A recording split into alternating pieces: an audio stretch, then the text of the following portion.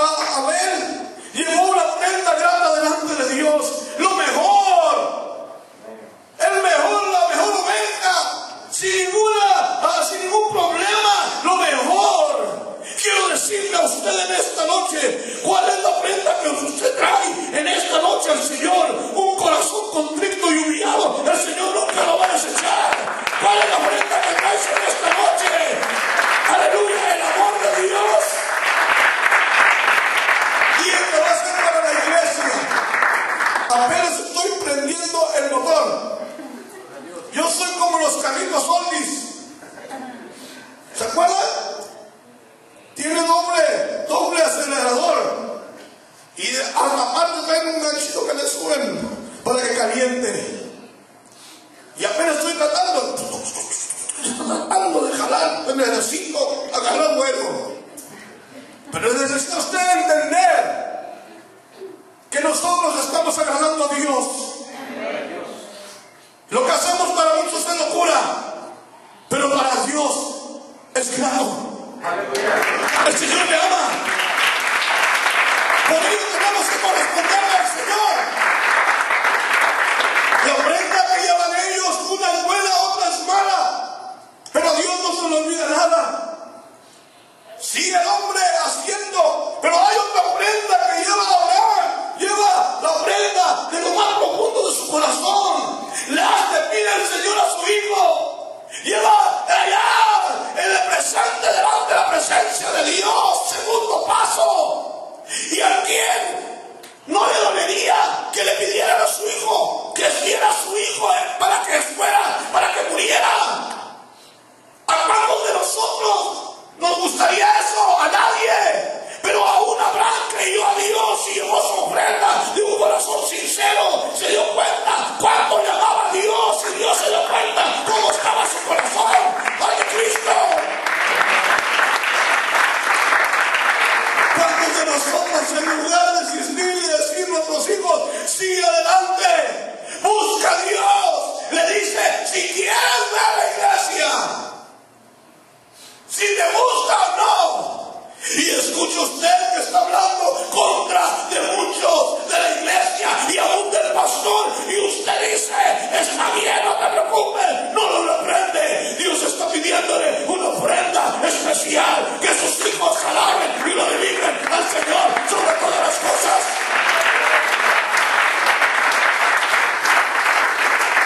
Ofrenda grata delante de la presencia de Dios.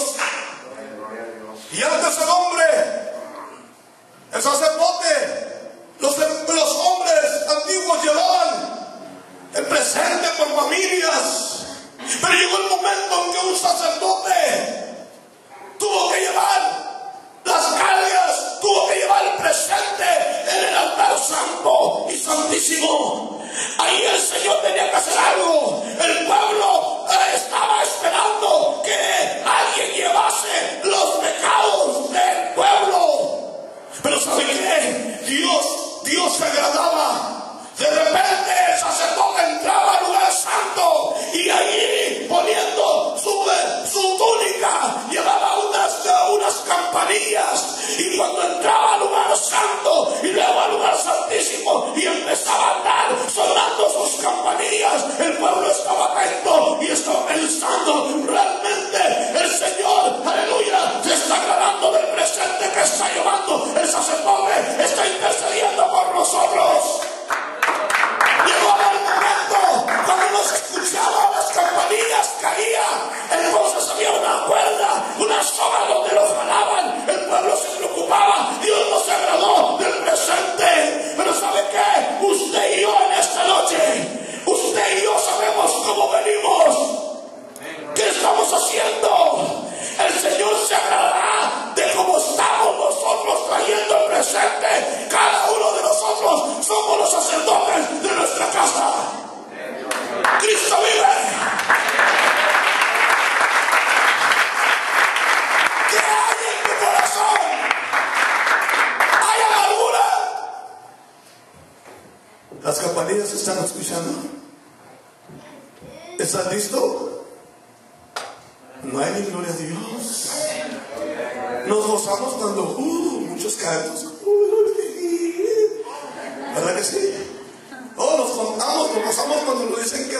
alabanzas, qué bonito alabados al Señor. Oh, qué bien, muchos testimonios, muchas cosas. Pero cuando estamos fallando nosotros, cuando estamos murmurando nosotros, cuando estamos enojados con los hermanos, cuando estamos nosotros hablando contra las cosas de la iglesia, contra los hermanos, y sabe una cosa, las campanillas empiezan a parar.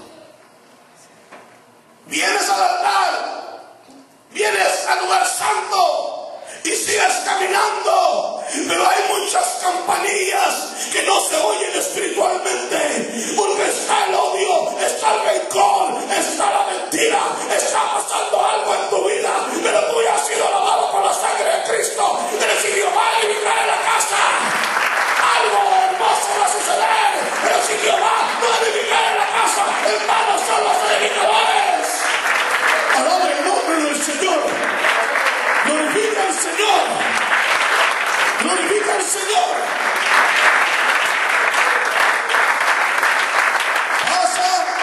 El tiempo, Isaías 53 empieza a hablar quién ha creído los pronuncios y sobre quién se ha manifestado el brazo de Jehová.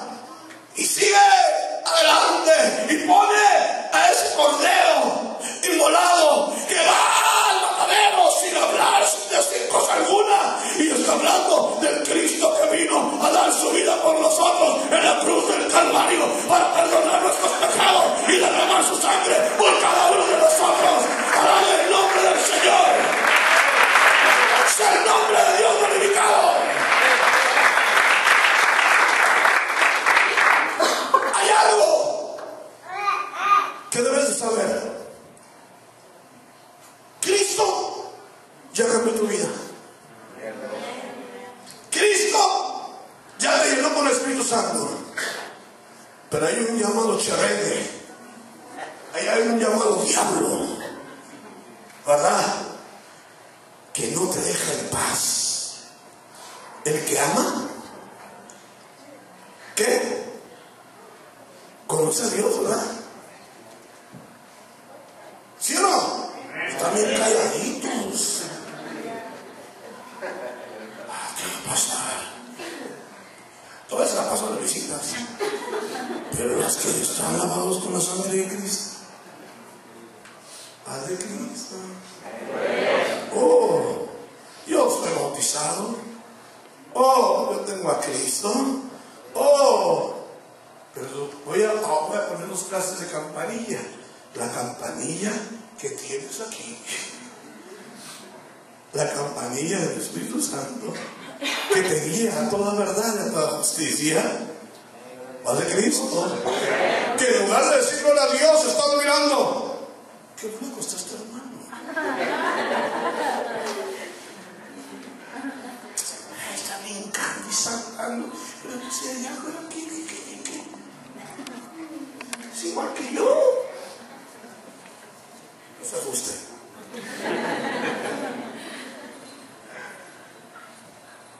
¿Qué está sucediendo con la iglesia? Estamos hablando de algo que es real. Estamos hablando de algo que Dios quiere a la iglesia limpia, santa, sin mancha ni arruga. ¡Aleluya! ¿Quieres que el Señor te use? Quita el orgullo, quita la vanidad, quita el odio, quita la murmuración, quita lo que está afectando en tu vida para que tú puedas entrar a gusto al lugar santo y al lugar santísimo. Alaba el nombre del Señor.